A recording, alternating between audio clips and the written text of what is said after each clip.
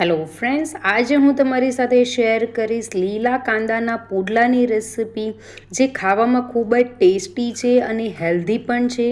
તો અહીંયા મેં સૌથી પહેલાં લીલા કાંદો લઈ લીધો છે અને તેની સાથે અડધો કપ જેટલા કોથમીરના પાન લઈ લીધા છે. આપણે મસાલો કરવાનો છે, તો અહીંયા ધાણા અને મરી લઈ લીધા છે, સાથે જીરું લઈ લીધું છે. આ બધાને આપણે સાંતળી લેવાના છે, કૂક કરી દેવાના છે અને વધારે કૂક નથી કરવાનું.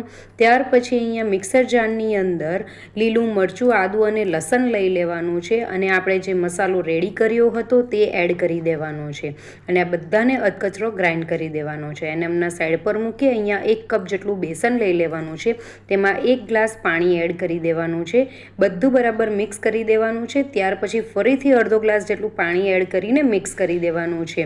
ઘોલ આપણે જે બનાવીએ છીએ એ વધારે પતલું નથી રાખવાનું, એનું ખાસ ધ્યાન રાખવાનું છે. ત્યાર પછી આપણે જે મસાલો રેડી કર્યો હતો તે એડ કરવાનો છે, અજમો, મીઠું, હળદર, લાલ મરચું, ત્યાર પછી ધાણા પાવડર એડ કરવાનો છે. આ બધું જ બરાબર મિક્સ કરી દેવાનું છે.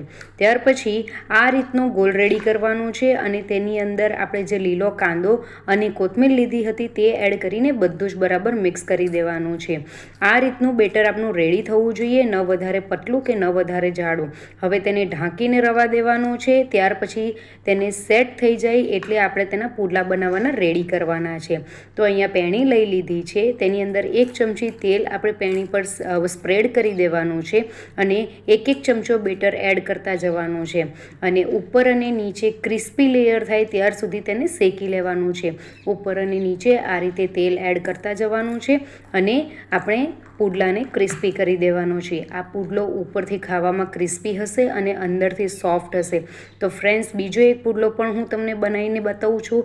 તો એ જ રીતે નીચેનું લેયર થાય એટલે પલટાવી દેવાનું છે અને ઉપર તેલ લગાવીને ઉપર અને નીચે ક્રિસ્પી થઈ જાય ત્યાર સુધી તેને શેકી લેવાનું છે. તો આ જ રીતે બધા પુડલા બનાવીને રેડી કરી દીધા છે. તેને તમે સોસ સાથે, લીલી ચટણી સાથે સર્વ કરી શકો છો. તો તમને મારી આજની લીલા કાંદાના પુડલાની રેસિપી કેવી લાગી એ ફ્રેન્ડ્સ જરૂરથી મને કમેન્ટ કરીને કહેજો અને ચેનલને જરૂરથી સબસ્ક્રાઈબ કરજો. Thank you for watching. Bye. મળીએ એક નવી રેસિપી સાથે. એન્જોય.